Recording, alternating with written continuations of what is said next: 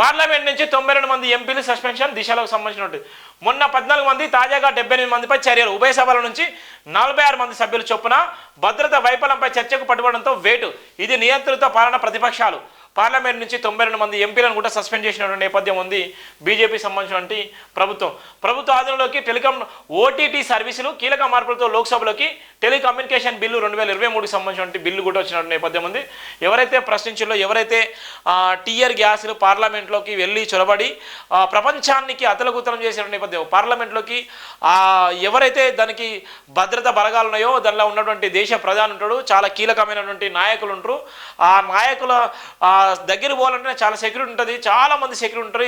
SPG బృందాలు, చాలా కఠినమైనటువంటి భద్రత వైఫల్యం వల్ల ఇవాళ ఉన్నటువంటి టియర్ గ్యాసులు కూడా పార్లమెంట్లో ఉన్నటువంటి పార్లమెంట్ సెషన్ జరుగుతుంటే ఉన్నటువంటి అగంతకులు వచ్చి అక్కడ టియర్ గ్యాసులు చేసిన నేపథ్యంలోనే చాలామంది దాని మీద డిమాండ్ చేసిన నేపథ్యంలోనే 92 మందిని కూడా సస్పెన్షన్ వెయిట్ చేసినటువంటి పరిస్థితి ఉంది. బీజేపీకి సంబంధించినటువంటి ఎంపీలను సస్పెన్షన్ చేసే వాళ్ళందరూ కూడా పార్లమెంటు ఏదైతే మెట్ల దగ్గర ఉండి కూడా వాళ్ళు నిరసన వ్యక్తం చేసినటువంటి పరిస్థితి అయితే మనం చూస్తున్నాం ఇక్కడ ఉన్నటువంటి పరిస్థితి.